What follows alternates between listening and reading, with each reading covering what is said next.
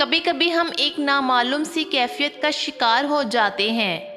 ہم سمجھ ہی نہیں پاتے کہ ہم کس چیز سے ناخوش ہیں، اپنی زندگی سے، اپنے حالات سے یا پھر اپنے آپ سے۔ مسلسل اپنوں سے تکلیف سہنے کے بعد نہ جانے کتنی ہی باتیں ہوتی ہیں کرنے کو، لیکن بے وقتی کے درد اور آنسوں کی باڑھ میں لفظ اتنے چھوٹے پڑ جاتے ہیں کہ پھر ہم صرف اپنے من پسند کو اتنا ہی کہہ پاتے ہیں کہ تمہیں کھونے پر دل اب آمادہ ہے۔ تم یہ خیال کرتے ہو کہ تم پر ظلم کیا جا رہا ہے، حالانکہ وہ تو رائی کے دانے کے برابر بھی ظلم نہیں کرتا۔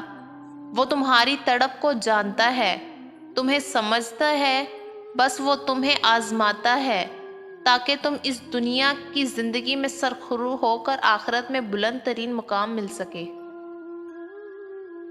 بعد مرنے کی کسی انسان کی قدر کرنے کا کوئی فائدہ نہیں، زندگی میں ہی کرے اس کی قدر۔ بعد مرنے کے تو دشمن بھی جنازے کو کندھا دینے آ جاتا ہے۔ تنہا لوگ اکثر سب سے زیادہ رحم دل ہوتے ہیں۔ اداس لوگوں کی مسکراہٹ سب سے زیادہ خوبصورت ہوتی ہے۔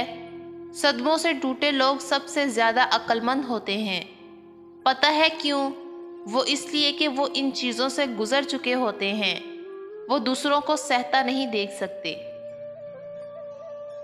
رشتے وہی خوبصورت ہوتے ہیں جن میں احساس کا جذبہ ہو، کیونکہ ہمدردی تو ہر کوئی کر لیتا ہے مگر احساس کوئی نہیں کرتا، اور یہ احساس لفظوں سے ظاہر نہیں ہوتا بلکہ انسانوں کے رویے اور برتاؤ سے پتہ چلتا ہے کہ وہ آپ کے ساتھ کتنے مخلص ہیں۔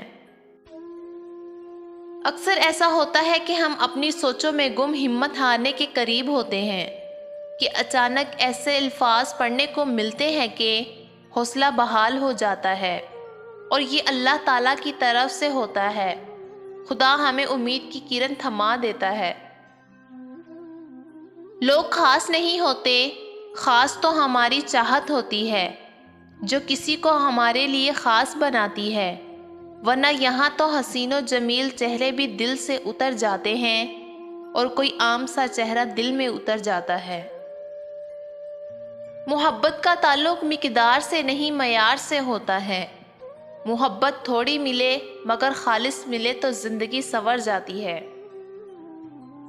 شوہر کی محبت میں شدت پیدا کرنی ہے تو 3 باتوں پر عمل کرو۔ اس کی ہر جائز خواہش پوری کرو، اسے پریشانی میں ہمت دو اور اس کا خیال رکھو۔